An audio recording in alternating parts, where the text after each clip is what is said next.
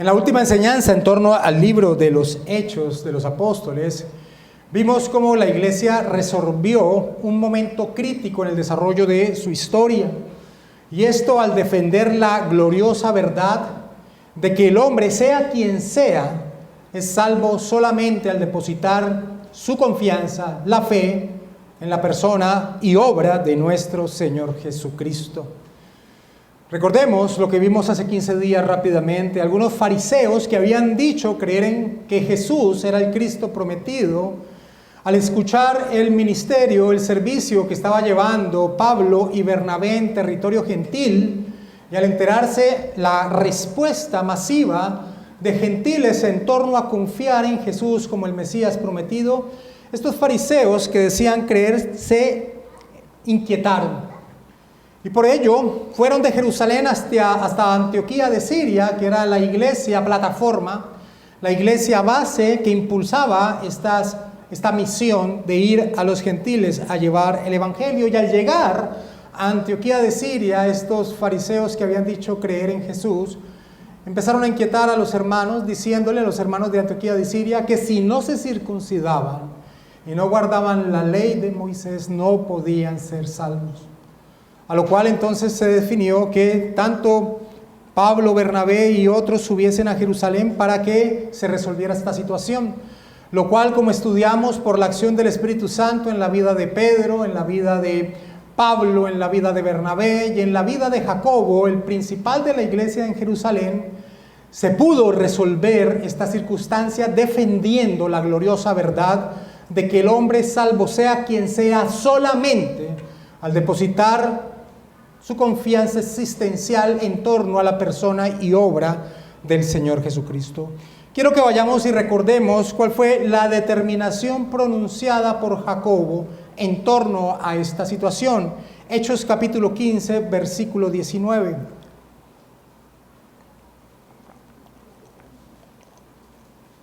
Jacobo señala: por lo cual yo juzgo que no se inquiete a los gentiles que se convierten a Dios, sino que se les escriba que se aparten de las contaminaciones de los ídolos, de fornicación, de ahogado y de sangre, porque Moisés desde tiempos antiguos tiene en cada ciudad quien lo predique en las sinagogas, donde es leído cada día de reposo.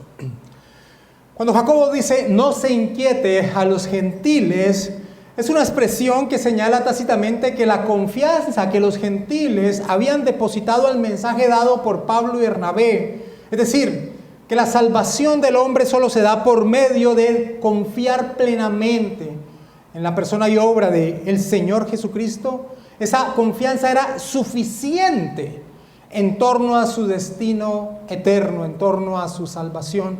Eso es lo que inferimos con la expresión no se inquiete a los gentiles. Era suficiente la respuesta de fe que ellos habían dado ante el mensaje dado por Pablo y Bernabé.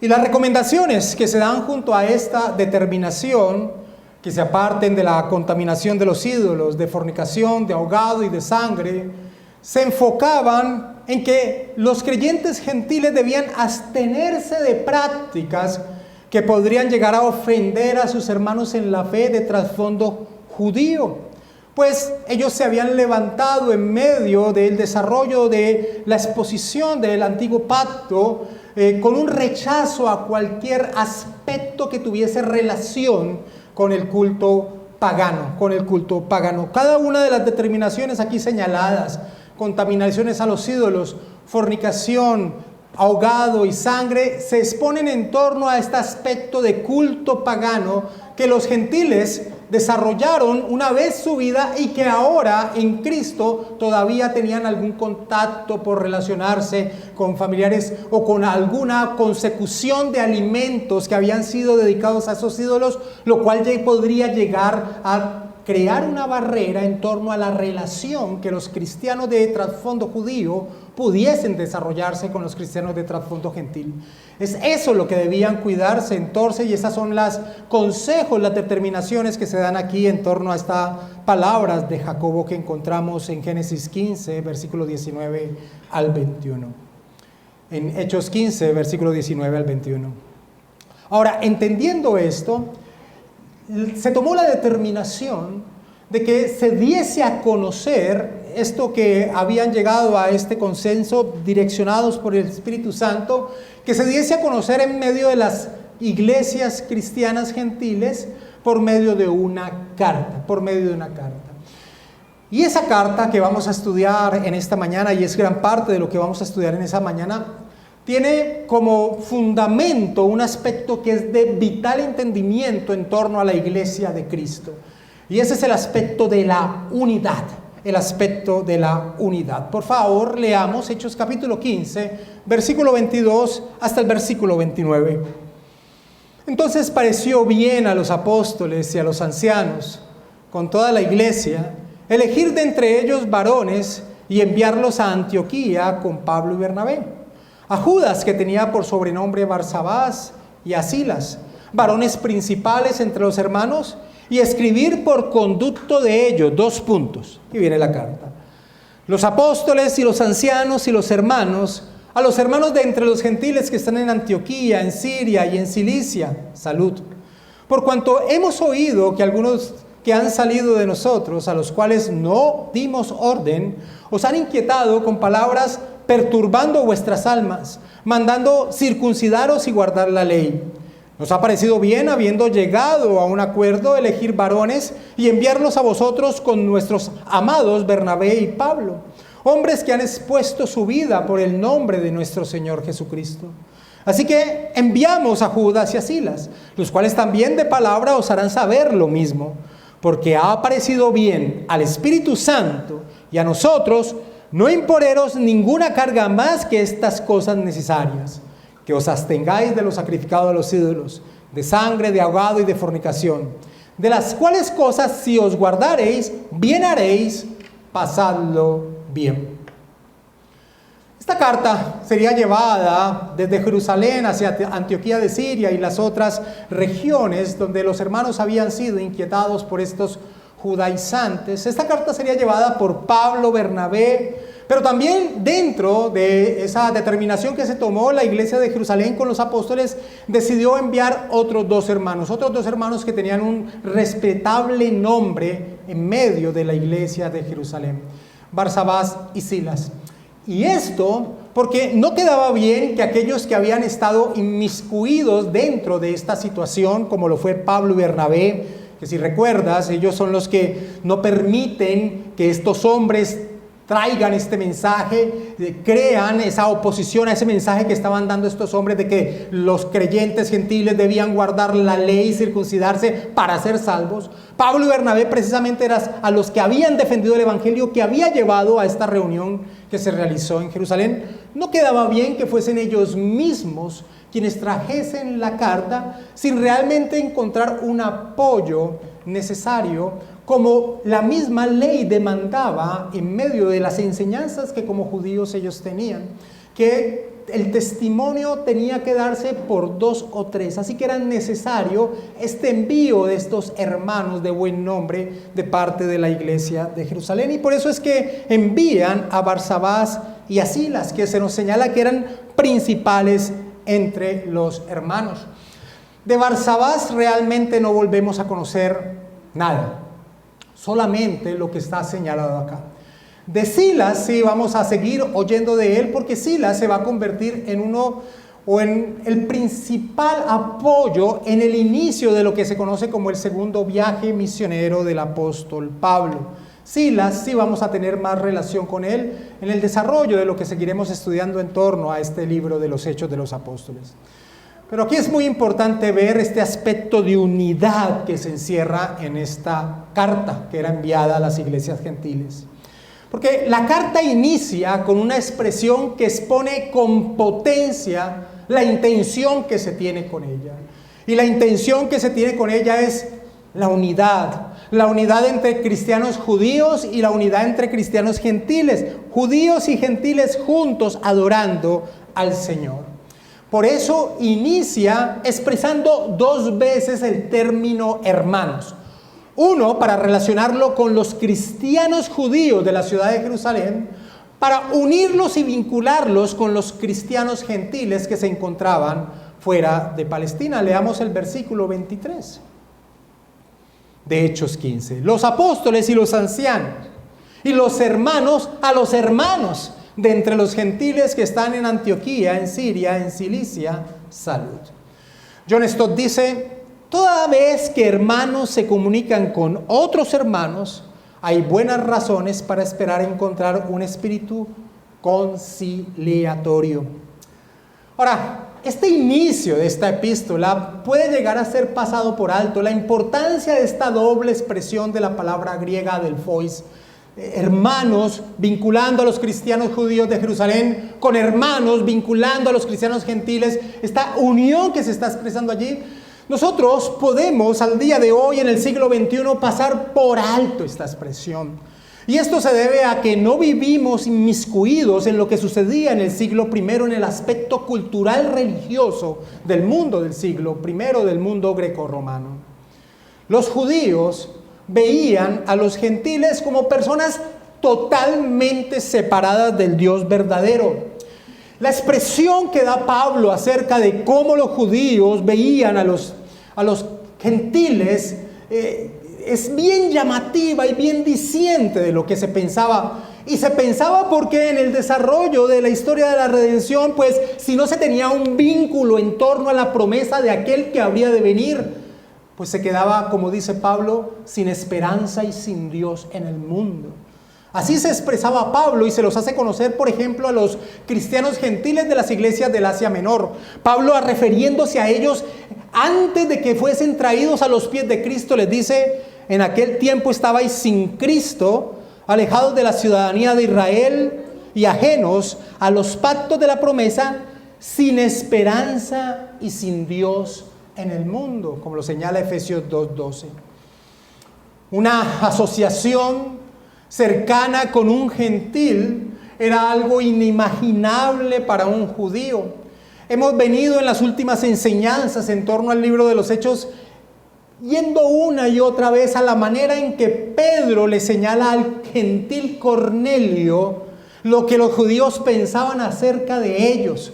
Cuando el Espíritu Santo, cuando Dios envía a Pedro a predicar el evangelio a la casa del gentil Cornelio, Pedro le dice así, escucha. Pedro le dice a Cornelio: vosotros sabéis cuán abominable es para un varón judío juntarse o acercarse a un extranjero. Esto está en Hechos capítulo 10, versículo 28. Y hace 15 días, cuando estudiábamos el pasaje de Hechos 15 en sus inicios, vimos una situación que se presentó con el apóstol Pedro y con el mismo Bernabé, que nos ayuda a entender lo arraigado que estaba ese prejuicio judío en contra de los gentiles.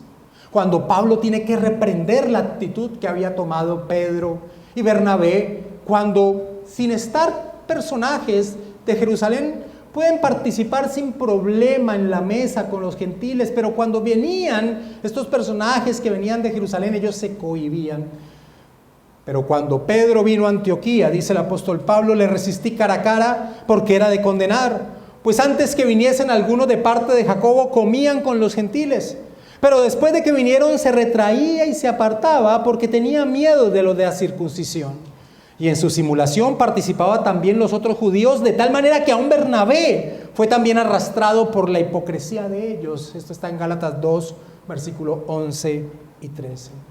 Así que, entendiendo ese contexto cultural religioso del siglo I, que esta carta que se envía a las iglesias gentiles inicie diciendo: los apóstoles, como está en el versículo 23 de Hechos 15, los apóstoles y los ancianos y los hermanos a los hermanos de entre los gentiles que están en Antioquía, en Siria y en Cilicia, salud, era una expresión poderosa, maravillosa, que señalaba el fruto que había tenido la obra del Señor Jesucristo, de unir dos pueblos separados en uno solo.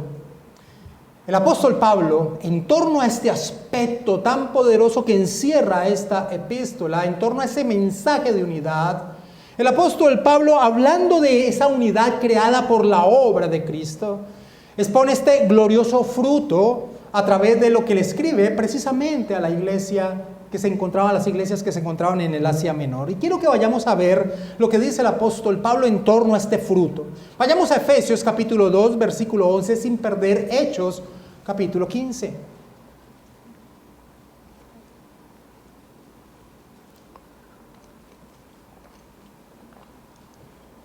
Efesios capítulo 2, versículo 11, Pablo dice: por tanto, le escribe a gentiles creyentes, pero les va a hablar de lo que había acontecido con ellos. Y colócate en el siglo primero, y colócate en el aspecto que acabo de referenciar, de distancia, de separación que había entre judíos y gentiles. Efesios 2:11. Por tanto, acordaos de que en otro tiempo vosotros los gentiles en cuanto a la carne eran llamados incircuncisión por la llamada circuncisión hecha con mano en la carne. En aquel tiempo estabais sin Cristo, alejados de la ciudadanía de Israel y ajenos a los pactos de la promesa, sin esperanza y sin Dios en el mundo. Pero ahora, en Cristo Jesús, vosotros que en otro tiempo estabais lejos, habéis sido hechos cercanos por la sangre de Cristo. Porque Él es nuestra paz, que de ambos pueblos hizo uno, derribando la pared intermedia de separación, aboliendo en su carne las enemistades, la ley de los mandamientos expresados en ordenanzas, para crear en sí mismos de los dos un solo y nuevo hombre, haciendo la paz. Y mediante la cruz reconciliar con Dios a ambos en un solo cuerpo, matando en ellas las enemistades. En estos versículos, del versículo 11 al 16, encontramos 3 veces este énfasis poderoso que hace el apóstol Pablo. En el versículo 14 dice que de ambos pueblos hizo uno. En el versículo 15 dice para crear en sí mismo de los dos un solo y nuevo hombre. Y en el versículo 16 en un solo cuerpo.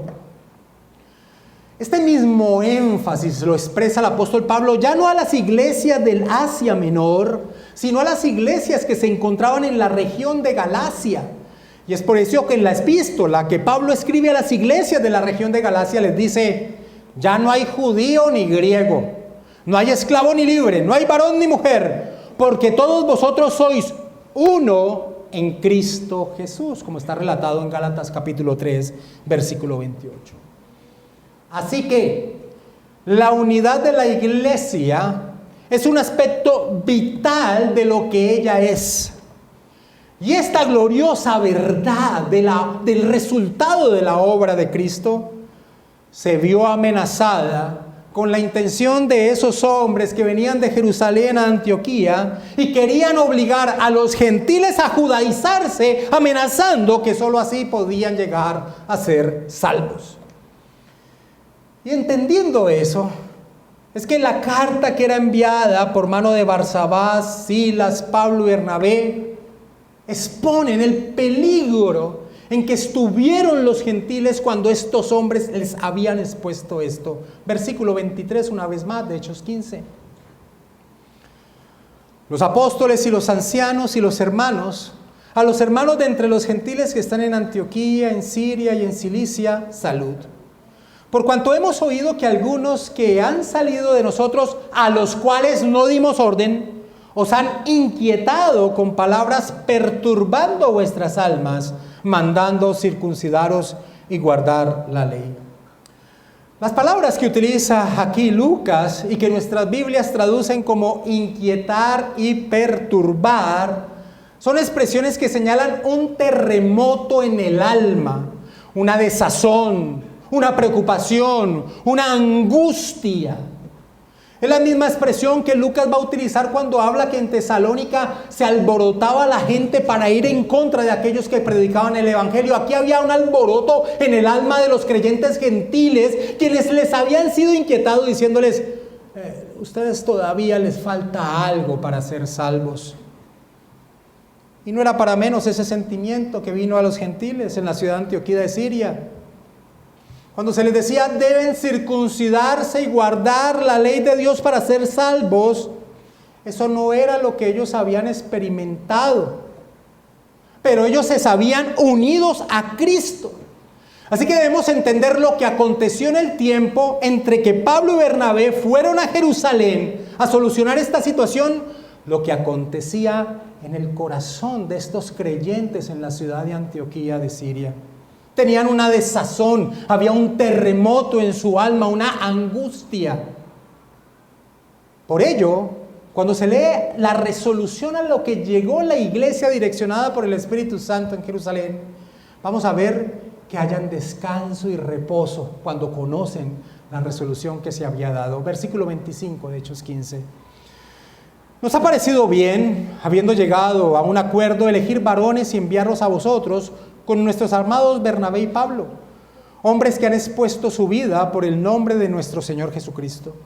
Así que enviamos a Judas y a Silas, los cuales también de palabra os harán saber lo mismo, porque ha parecido bien al Espíritu Santo y a nosotros no imponeros ninguna carga más que estas necesarias, que os abstengáis de los sacrificados de los ídolos, de sangre, de ahogado y de fornicación, de las cuales cosas si os guardaréis bien haréis, pasadlo bien. Esa es la determinación. Dice, y cuando nosotros vemos en el versículo 30 y 31, lo que ellos pudieron tomar de esta carta, mira cómo lo expresa, el descanso que hayan.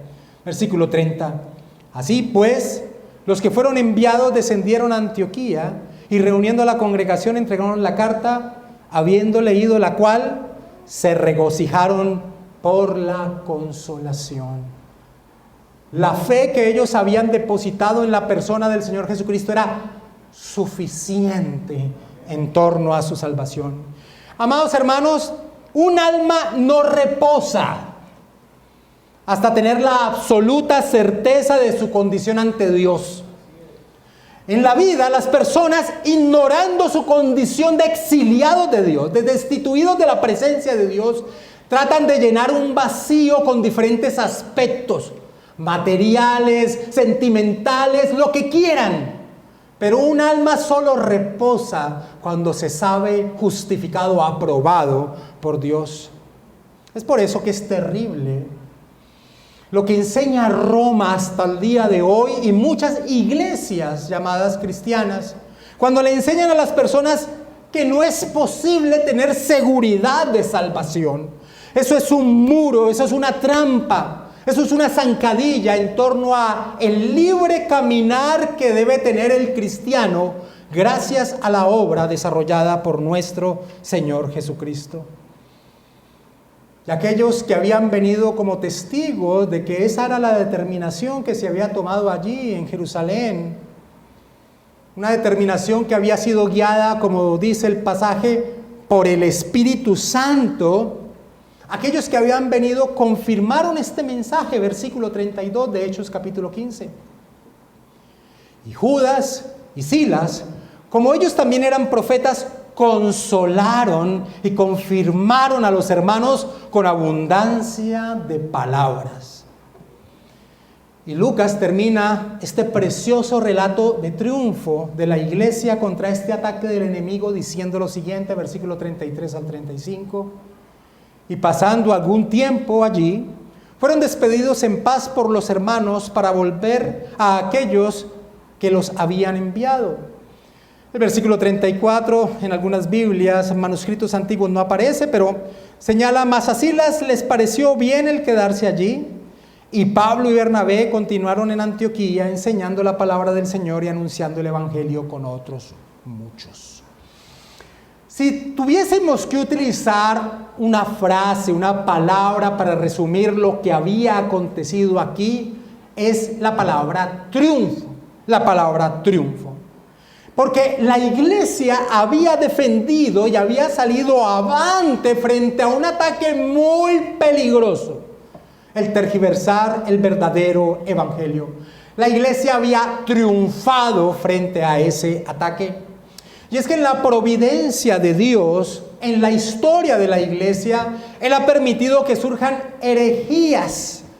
Herejías para que la iglesia, al reaccionar contra estas, exponga con claridad lo que ella cree según lo expone la bendita palabra del Señor, la bendita Escritura. Esto no solamente en el desarrollo de la iglesia aconteció allí en el siglo I en Jerusalén. Aconteció siglos después con un hombre llamado Pelagio y cómo la iglesia, guiada también por Agustín de Hipona, reacciona frente a ese ataque de obras para ganar la salvación. Y tiempo después, en el siglo XVI, también hubo una controversia con los arminianos y los calvinistas, y se pudo sacar adelante, defender el bendito evangelio. Así que lo que aconteció aquí puede resumirse con la palabra triunfo. La iglesia había salido airosa de este peligroso ataque que atacaba, que tergiversaba el evangelio y destruía la unidad de la iglesia de Cristo. Esto nos permite entender y nos permite ver que al día de hoy, nos permite entender que no es algo menor, no es algo sin poco peso, que al día de hoy haya quienes enseñen que Dios tiene dos pueblos con dos planes diferentes: Israel y la iglesia. Este es un aspecto que no es un aspecto menor, es un aspecto muy grave, porque va en contra precisamente del glorioso resultado de la obra de nuestro Señor Jesucristo. En la epístola a los Efesios, donde vimos que el apóstol Pablo señala lo logrado por el Señor, en esta misma epístola el apóstol Pablo exhorta a mantener, a luchar, a pelear porque la iglesia mantenga su unidad.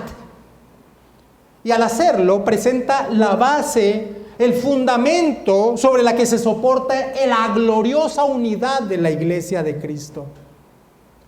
Ahora, cuando yo te hablo de unidad, yo quiero que no pienses en torno a la iglesia global, en torno a la iglesia en el mundo. Eso hace parte, pero también quiero que lo lleves al aspecto de iglesia local. La iglesia local también debe luchar por su unidad, por la unidad que logró nuestro Señor Jesucristo. Y en este punto, en este aspecto tan importante, es fundamental entender qué es lo que nos une. ¿Qué es lo que nos une? Lo que nos une no son sentimientos, o color de piel, o nacionalidad, o que tú me caigas bien o mal. Lo que nos une es una unidad de fe, una unidad doctrinal. Y es por esa unidad que debemos nosotros luchar y hacer todo lo posible que no sea afectada, que no sea destruida, que no sea inquietada. Y en ese estar pendiente de que no acontezca esto, tenemos que mirarnos a nosotros mismos, que no seamos quienes inquietemos, tergiversamos, atentamos contra la unidad. Vayamos a Efesios capítulo 4 y miremos la base teológica que el apóstol Pablo expone en torno a la unidad. Esto es tan importante porque al día de hoy, o hace varias décadas atrás, ha surgido dentro de la cristiandad un movimiento que se llama el ecumenismo, donde dice: cristianos, agarrémonos de la manito, no importa lo que creas, y caminemos juntos. Esto es imposible, porque la unidad que expone la Escritura, que tiene la iglesia de Cristo, es una unidad doctrinal. Esa es la base, ese es el fundamento. Efesios capítulo 4, versículo 1 en adelante. En Efesios capítulo 4 el apóstol Pablo inicia la parte práctica de la epístola a los Efesios. Después de exponer la doctrina, a partir del capítulo 4 inicia la parte práctica de vida que el cristiano debe tener. Y Pablo inicia diciendo: yo pues, preso en el Señor, os ruego que andéis como es digno de la vocación con que fuisteis llamados, con toda humildad y mansedumbre, soportándoos con paciencia los unos a los otros en amor, solícitos en guardar la unidad del Espíritu en el vínculo de la paz. Un cuerpo y un espíritu, como fuisteis también llamados en una misma esperanza de vuestra vocación.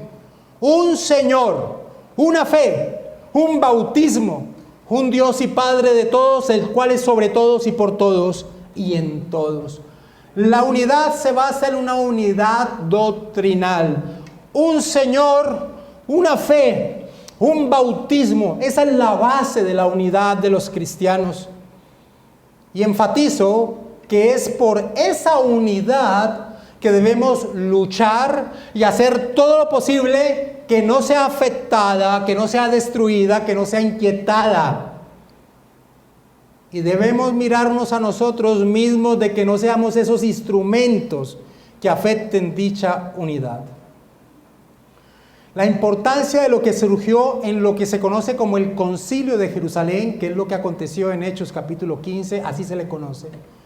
La importancia de lo que allí se dio en esa determinación, que es simple leerla. Son simple 3 versículos en la determinación. Tiene una trascendencia en el desarrollo de la historia de la iglesia inmenso. Porque fue bajo ese parámetro, definido por el Espíritu Santo y dado a los apóstoles, a los ancianos de Jerusalén, a la iglesia local de Jerusalén, esa determinación que se tomó allí.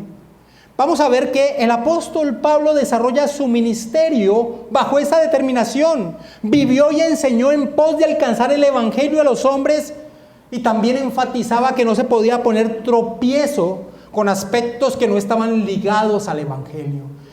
Uno podría resumir el ministerio del apóstol Pablo con esta expresión: Pablo se entregó de lleno al evangelio y luchó para que aspectos que no estaban vinculados con el evangelio no fuesen un muro, un tropiezo, para que las personas pudiesen llegar a Cristo. Por ejemplo, cuando en la iglesia, en la ciudad de Corinto, se presenta un problema entre algunos que tenían un gran resquemor, porque había unos hermanos que no tenían problema en tomar la carne que había sido sacrificada a los ídolos y comerla. Algunos hermanos se sentían atacados en sus convicciones, en su fe, porque en su pasado tal vez habían tenido una enseñanza totalmente en contra de la idolatría, o por el contrario, muchos habían estado inmiscuidos con estas partes idolátricas.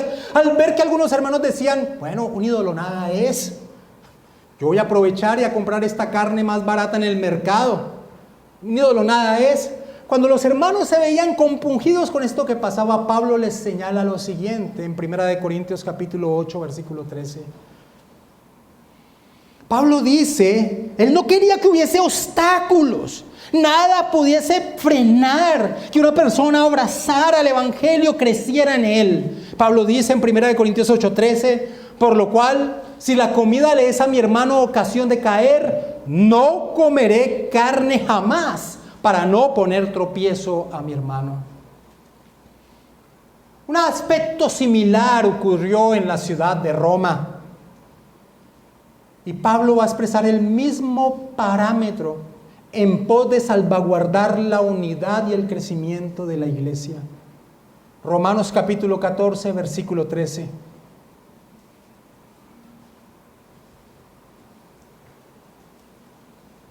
Así que ya no nos juzguemos mal los unos a los otros, sino más bien decidid no poner tropiezo u ocasión de caer al hermano. Yo sé y confío en el Señor Jesús que nada es inmundo en sí mismo, mas para el que él piensa que algo es inmundo, para él lo es. Pero si por causa de la comida tu hermano es contristado, ya no andas conforme al amor. No hagas que por la comida tuya se pierda aquel por quien Cristo murió. No sea pues vitopereado vuestro bien, porque el reino de Dios no es comida ni bebida, sino justicia, paz y gozo en el Espíritu Santo. Porque el que en esto sirve a Cristo agrada a Dios y es aprobado por los hombres. Así que sigamos lo que contribuye a la paz y a la mutua edificación. No destruyan la obra de Dios por causa de la comida. Todas las cosas a la verdad son limpias, pero es malo que el hombre haga tropezar a otro con lo que come. Bueno es no comer carne, ni beber vino, ni nada en lo que tu hermano tropiece, o se ofenda, o se debilite. Toda esta forma en que Pablo desarrolla su ministerio es resultado de la determinación que se toma en Hechos capítulo 15. Pablo vivía con la pasión de expandir el evangelio y tumbar aquellos muros que querían colocar un muro en el desarrollo de una persona en torno a Cristo. Tan fuerte era esta determinación del apóstol Pablo de no poner ningún tropiezo a alguien en torno a su caminar en el evangelio, que al iniciar su segundo viaje misionero, aspecto que veremos cuando retornemos una vez más al estudio de Hechos de los Apóstoles, tan fuerte era la determinación de Pablo de no colocar ningún tropiezo en torno a que alguien pudiese recibir el evangelio, que aquel Pablo, quien había luchado con todas sus fuerzas contra aquellos que enseñaban que había que circuncidarse para ser salvo, Pablo llega y circuncida a Timoteo, un hombre joven que lo acompañaría en su ministerio. Y la gente le pregunta, pero no tiene, ¿por qué hace esto quien ha luchado en contra de que alguien que se circunciden? Porque Timoteo lo iba a empezar a acompañar en ese viaje evangelístico y no quería que fuese un tropiezo en su accionar en torno a los judíos. Porque Timoteo era hijo de una mujer judía y de un padre gentil, y para los judíos era un judío. Y Pablo quería que ese aspecto no fuese un tropiezo en contra de poder que los judíos llegasen a escuchar la verdad del evangelio. Pablo reaccionaba en contra cuando se decía, deben circuncidarse para ser salvos. Pablo reaccionó, fue en contra, no lo permitió. Pero si el aspecto de circuncisión de alguien que quería que lo acompañara en ese segundo viaje misionero se convertía en un obstáculo, Pablo no iba a permitir en algo que ya no tenía importancia fuese un obstáculo para que las personas escucharan el mensaje del evangelio. Esta era la pasión de Pablo. Acompáñame a Hechos capítulo 16 y leamos del versículo 1 al 3. Después llegó a Derbe y a Listra, y aquí había allí cierto discípulo llamado Timoteo, hijo de una mujer judía creyente, pero de padre griego. Y daban buen testimonio de él los hermanos que estaban en Listra y en Iconio. Quiso Pablo que éste fuera con él, y tomándole, le circuncidó por causa de los judíos que habían en aquellos lugares, porque todos sabían que su padre era griego. Pablo no iba a permitir que algo que ya no tenía sentido fuese un obstáculo para que las comunidades judías donde él iba a llegar pudieran rechazar el mensaje del evangelio por algo que ya no tenía peso. Ben Winterion así expresa esto que realizó aquí Pablo. Por razones utilitarias, Pablo podría muy bien haber circuncidado a un colega que procedía de un matrimonio mixto. Tanto más cuando su madre era judía y por lo tanto Timoteo era un judío según la ley rabínica. La actitud de Pablo ante el acto de circuncidar a un cristiano judío se expresa en 1 Corintios 7:19, que dice, la circuncisión no es nada y el prepucio no es nada. Dado que la circuncisión no era nada en sí misma, podía utilizarse al servicio del evangelio, siempre y cuando nadie la hiciera necesaria para la salvación. Porque en el momento en que algo se impusiera al evangelio para que alguien fuese salvo, Pablo era el primero de los enemigos. Pero Pablo no iba a permitir que algo que ya no tenía sentido fuese un obstáculo en su labor de llevar el evangelio. Y esto lo podemos ver contrastado con lo que aconteció con otro hombre que fue muy importante en el ministerio de Pablo. Todos sabemos lo importante que fue Timoteo, pero lo otro fue Tito.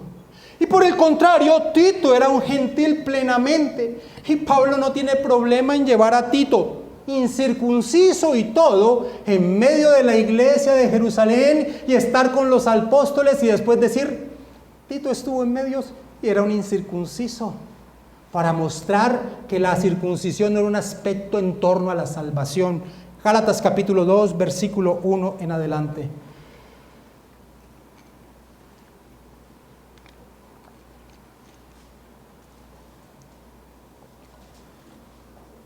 Después, dice Pablo en Gálatas 2:1, después pasado 14 años, subí otra vez a Jerusalén con Bernabé, llevando también conmigo a Tito. Pero subí según una revelación, y para no correr o haber corrido en vano, expuse en privado a los que tenían cierta reputación el evangelio que predico entre los gentiles. Mas ni aun Tito, que estaba conmigo, con todo y ser griego, fue obligado a circuncidarse. Y esto a pesar de los falsos hermanos introducidos a escondidas que entraban para espiar nuestra libertad que tenemos en Cristo Jesús para reducirnos a esclavitud. Tony Mérida expresa lo siguiente en torno a este punto. Pablo hace circuncidar a Timoteo por sensibilidad hacia el público judío. Algunos sostienen que este acto comprometió el decreto del Concilio de Jerusalén, pero no fue así. Pablo se resistió a circuncidar a Tito, que era un griego puro, cuando el evangelio estaba en juego. Pero la situación de Timoteo era diferente. Timoteo era tanto judío como griego, y como la ley rabínica enseñaba que un niño nacido de madre judía y padre griego se consideraba judío, Pablo sabía que Timoteo habría ofendido constantemente a los judíos si no se circuncidaba. Así que, como cuestión de estrategia misionera, como señal de respeto a la herencia judía y como intento de mantener la unidad judío-gentil, Timoteo se somete a una dolorosa operación. Con el tiempo, el trasfondo judío-griego de Timoteo le permitiría tender un puente entre las diferentes culturas de forma eficaz, termina señalando Mérida. Y es que el mismo apóstol Pablo expresó que estaba dispuesto en pos de la extensión del evangelio a hacerse de todo para todos, siempre y cuando no se tocase la verdad del evangelio de que somos salvos solo por la fe en la persona del Señor Jesucristo. Acompáñame a 1 Corintios capítulo 9 y miremos este parámetro de vida del apóstol Pablo, esta pasión por la iglesia. No quería que ningún muro, ninguna situación se colocase como una trampa para que pudiese tener la unidad de la iglesia y que muchos llegaran a los pies del Cristo. 1 Corintios 9, versículo 19, Pablo dice: por lo cual, siendo libre de todos, me he hecho siervo de todos para ganar a mayor número. Me he hecho a los judíos como judío, para ganar a los judíos, a los que están sujetos a la ley. Aquí se refiere a la ley ceremonial. Aunque yo no esté sujeto a la ley, como sujeto a la ley, para ganar a los que están sujetos a la ley, como había acontecido con la circuncisión de Timoteo. Y en torno a los gentiles, como ya lo hemos visto, quita los obstáculos y barreras, versículo 21 y 23 de 1 Corintios 9. A los que están sin ley, como si yo estuviera sin ley, no estando yo sin ley de Dios, sino bajo la ley de Cristo, es decir, la ley moral de Dios, para ganar a los que están sin ley. Me he hecho débil a los débiles para ganar a los débiles, a todos me he hecho de todos para que de todos modos salve a algunos, y esto lo hago por causa del evangelio, para hacerme copartícipe de él. Este era el apóstol Pablo. Y este accionar está relacionado con lo determinado en el llamado concilio de Jerusalén. Para Pablo, el avance del evangelio era la razón de su existencia, y la unidad de la iglesia algo fundamental. Que algo se interpusiera en el hecho de que tanto gentiles como judíos viniesen a ser parte del cuerpo de Cristo, era algo por lo cual Pablo luchaba, no permitía que aconteciera. John Stott expresa: las concesiones de Pablo en Hechos 15 y 16 son concordantes con la enseñanza conciliatoria de sus cartas, en las cuales urgía a los creyentes con conciencia fuerte a no violentar la conciencia de los débiles. Una conciencia fuerte nos permite libertad de comportamiento, pero deberíamos limitar nuestra libertad por amor a los débiles. Además, aunque era libre, Pablo estaba dispuesto a hacerse esclavo de otros. Para los que estaban bajo la ley, estaba preparado para hacerse como uno que estaba sujeto a la ley, con el fin de ganar a los que estaban bajo la ley. ¿Acaso no fue eso lo que estaba haciendo cuando circuncidó a Timoteo? Como también cuando años más tarde aceptó la propuesta de Jacobo en Jerusalén de que aceptara ciertos ritos judaicos de purificación, y esto lo estudiaremos cuando lleguemos a Hechos capítulo 21. Pablo amaba la iglesia de Cristo, su vida era la expansión de la iglesia, no permitía obstáculos para que alguien pudiese llegar a aceptar el evangelio. Este era Pablo. Y es por eso que al entender este celo y esta pasión de Pablo por el bienestar y la unidad de la iglesia, no ser tropiezo en torno al desarrollo de alguien en torno al evangelio, entendiendo esto, no deja de sorprendernos lo que a continuación Lucas nos relata y con lo que se cierra el capítulo 15 de Hechos. Versículo 36 de Hechos capítulo 15. Después de algunos días, Pablo dijo a Bernabé: volvamos a visitar a los hermanos en todas las ciudades en que hemos anunciado la palabra del Señor para ver cómo están. Pablo estaba preocupado. Pablo estaba preocupado que estos que habían descendido de Jerusalén a Antioquía siguieron su camino y recorriendo las ciudades donde Pablo y Bernabé en su primer viaje misionero habían predicado el evangelio, llevaban este mensaje: es necesario circuncidarse y guardar la ley para ser salvo. Pablo estaba preocupado. Pablo quería volver y pasado el invierno quería volver a esas regiones a confirmar la fe de los hermanos y así se lo propone a Bernabé. Bernabé estuvo de acuerdo, pero señaló que llevaran una vez más, como en el primer viaje misionero, a su sobrino Juan Marcos. Pero la historia de Juan Marcos en ese primer viaje misionero no había sido nada buena. Los había abandonado cuando apenas iniciaban el viaje. Recuerdo que cuando estudiamos ese momento en el desarrollo del libro de los Hechos dijimos, no tuvieron en cuenta la determinación del Espíritu Santo, quien había tomado aparte a Pablo y Bernabé para ese primer viaje misionero. Ellos permitieron que Juan Marcos se fuera y Juan Marcos se convirtió en un problema porque los abandonó al iniciar este viaje misionero. Versículo 37 de Hechos capítulo 15. Bernabé quería que llevasen consigo a Juan, el que tenía por sobrenombre Marcos. Pero a Pablo no le parecía bien llevar consigo al que se había apartado de ellos desde Panfilia y no había ido con ellos a la obra. Y hubo tal desacuerdo entre ellos que se separaron el uno del otro. Pablo no quería llevar a Juan Marcos, pues seguramente pensaba que tomaría la misma acción cuando las cosas se pusiesen difíciles. Y el conflicto que se arma entre Bernabé y Pablo y que leemos tan rápidamente fue un conflicto gravísimo. Las palabras que Lucas utiliza al señalar lo que ocurrió y que nuestras Biblias traducen gran conflicto, es la misma que utilizará más tarde al señalar que Pablo se enardecía al ver la idolatría en la ciudad de Atenas. En otras palabras, la situación se calentó y a qué nivel. Conociendo cómo era Pablo. Como expresa Ken Hughes, este no fue un desacuerdo entre caballeros, sino un conflicto intenso y apasionado. Versículo 39, la parte B dice, Bernabé tomó a Marcos, navegó a Chipre, y Pablo, escogiendo a Silas, salió encomendado por los hermanos a la gracia del Señor, y pasó por Siria y Cilicia confirmando las iglesias. Mis amados hermanos, este es un relato triste en medio del énfasis de la unidad de la iglesia, en medio del énfasis de un hombre que con pasión no permitía que nada se interpusiese en torno a la unidad de la iglesia y la expansión del evangelio. Este es un relato triste. Dos de sus principales servidores no pueden llegar a un acuerdo. Y esto confirma la veracidad de las escrituras en torno a su relato. No nos presenta superhéroes espirituales, sino a hombres como nosotros, sujetos a pasiones. Como el mismo apóstol Pablo lo había dicho en su primer viaje misionero, nosotros somos hombres sujetos a pasiones.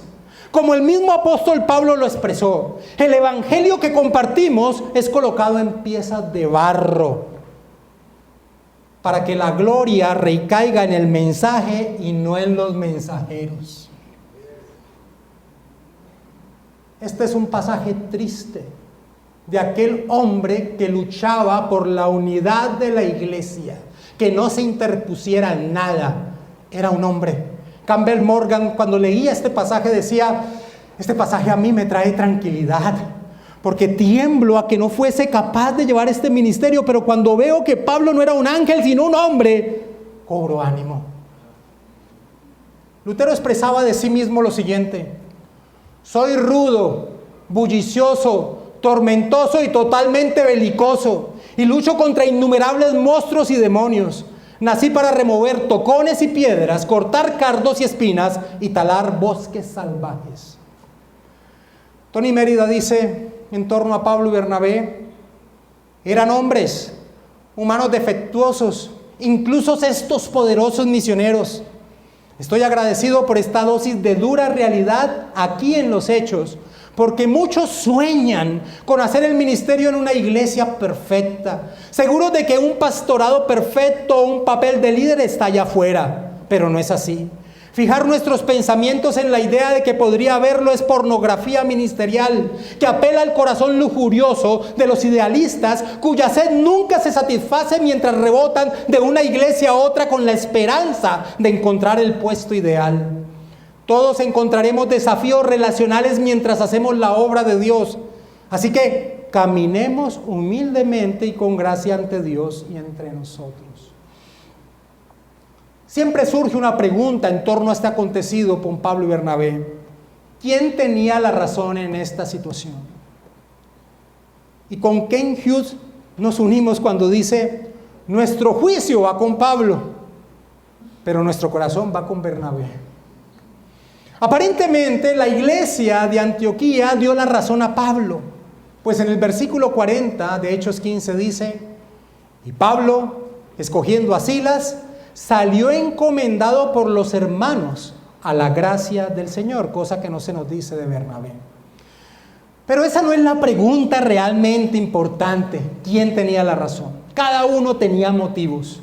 Pablo buscaba un ministerio potente de evangelismo que no se viese afectado por las circunstancias internas.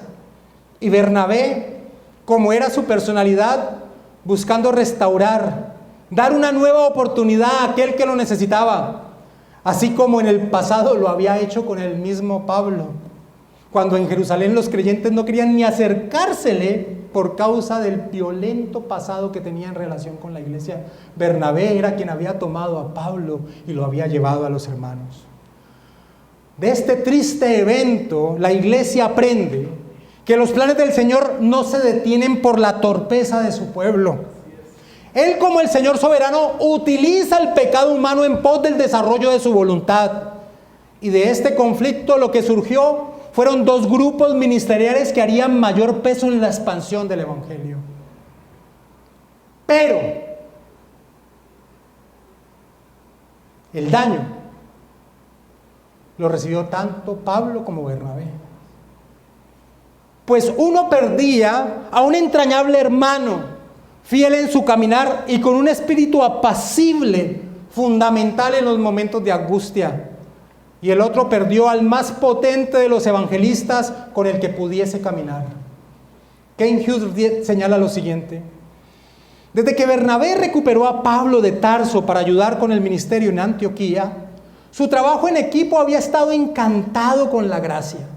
Los dones relacionales de Bernabé, junto con el inmenso dominio de la ley de Pablo y su brillante intelecto, produjeron resultados dramáticos. Además, las vicisitudes de aquel primer viaje misionero habían producido un profundo intercambio anímico entre estos dos hombres de Dios, compartiendo no solo las heridas, sino también visión. Eran hermanos del alma. Sin duda, tuvieron desacuerdos e incluso ocasionalmente se decepcionaron, pero nunca jamás soñaron con estar separados, excepto quizás por la muerte. Pero mis hermanos, nuestro glorioso Señor está por encima de las torpezas de su iglesia. Y en su soberanía, la iglesia ganó a dos hombres que enriquecerían el ministerio de expandir el evangelio. Pues Silas se convirtió en un gran aliado de Pablo en los momentos difíciles, y con su ciudadanía romana como Pablo, pudo salir de situaciones que difícilmente hubiese podido salir con Bernabé al lado de Pablo. Y Juan Marcos daría testimonio de su fidelidad. Pablo mismo, a portas de ser decapitado por el imperio romano, le escribe a Timoteo y le dice lo siguiente. Acompáñame a 2 de Timoteo capítulo 4 versículo 11. Al final de su viaje, Pablo nos enseña que pudo disfrutar de Juan Marcos. 2 de Timoteo 4:11. Solo Lucas está conmigo, le escribe Pablo a Timoteo. Toma a Marcos y tráele contigo, porque me es útil para el ministerio. Las torpezas de los hombres que están unidos a Cristo, el Señor en su soberanía las acomoda en pos de la expansión del evangelio. Pero las circunstancias las recibimos en nuestras torpezas nosotros.